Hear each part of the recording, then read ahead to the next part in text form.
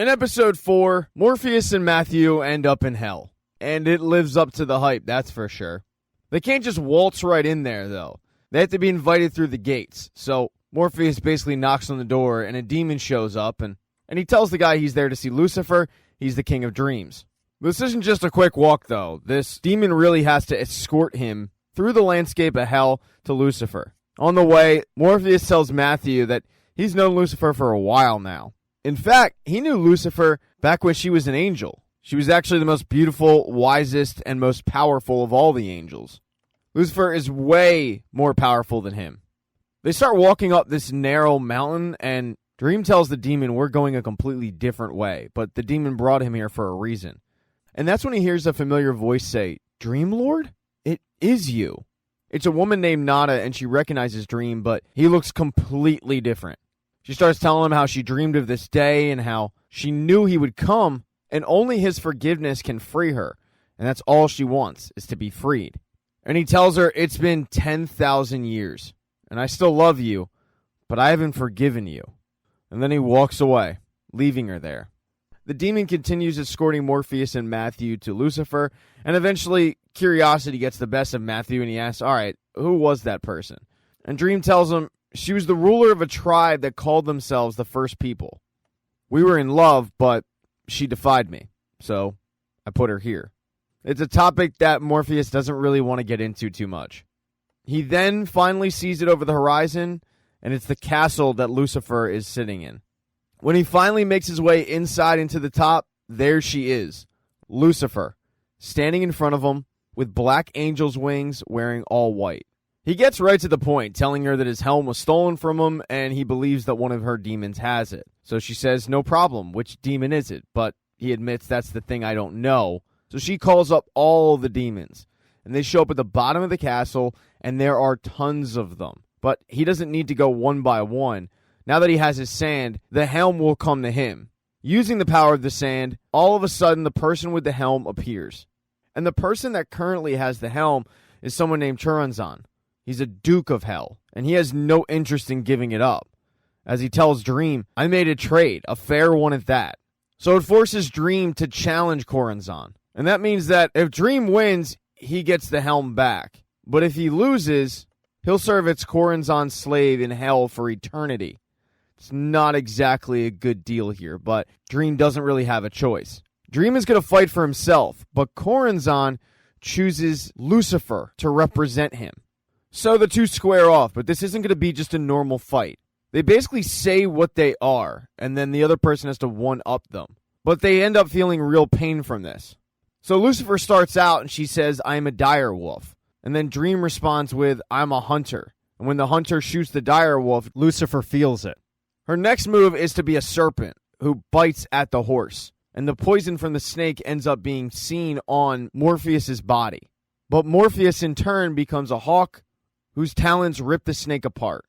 In response to the bird, Lucifer becomes the butcher bacterium, one that destroys all warm life, and that really cripples Dream. He responds to it by saying, I am a world. Horrible response, because she responds with, I'm an all-exploding, planet-cremating supernova. At this point, Dream is clinging to life, and he says, I am a universe. To which she calmly responds with, well, then I am anti-life. And Dream's battery is at about 1%. He's not in a good spot. Matthew, who doesn't want to be stuck in hell for the rest of his life, starts imploring Dream to respond with something. After all, dreams don't die. And this little pep talk ends up working because Dream gives the final death nail, responding with, I am hope. And that's something that Lucifer just can't beat. She ends up forcing Choronzon to give the helm back, and Choronzon ends up getting killed. But embarrassing Lucifer the way that he just did in her own home, that doesn't really sit well with Lucifer. She gives back the helm, but she starts threatening not to let him leave because, after all, he doesn't have any power there. And he says, I have plenty of power. I'm Dreams. I mean, what power would hell have if those here in prison couldn't dream of heaven? It's a really good point. Lucifer doesn't really have a response, but she does tell Morpheus before he leaves, one day, we will destroy you. But as he points out, not today, Satan. He then exits hell with the helm, and thanks to the helm, he's able to locate the ruby. Using the sand, him and Matthew find it pretty quickly, but as soon as he picks it up, he realizes that it's been tinkered by somebody. And all of a sudden, the ruby blasts him back and knocks him out. Now, he's obviously not the only one going after this thing, so is John. And after giving him his coat, Corinthian just left. So John is all by himself in Buffalo, New York, and he looks kind of lost. This woman named Rosemary almost hits him with her car, and she gets out to check on him, and she starts asking him if he needs a ride anywhere. Even though John looks completely lost, says that he doesn't really have a home, and he's wearing pajamas and slippers, she lets him in her car, because apparently she really wants to be the subject of a new Netflix docuseries. He asks her to drive him to a place called Mayhew. That's where he has the ruby. So he hops in the car, and it's just Rosemary and her dog and John chilling in the back seat. They start passing the time by talking about life, and he mentions how his mother just died, but he's not really broken up about it because she wasn't a good person. Rosemary can commiserate because her mother isn't a great person either. But slowly, John turns into a pretty chatty Cathy and reveals to Rosemary that he killed people. But he starts trying to plead his case to Rosemary that it all had to do with this ruby, and when people tried to take it from him, he just had to act accordingly. But the revelation that she's got a murderer in her backseat makes Rosemary very uncomfortable. She realizes she needs to do something about it. At one point, she tries to grab her phone and covertly call 911, but that doesn't work. So she stops off at a gas station, claiming that she needs to fill up, but she makes the mistake of asking John if he wants anything from inside. And he says, yeah, I've been in a psychiatric hospital for 30 years. I want something other than what they've been giving me. So he goes into the store with Rosemary.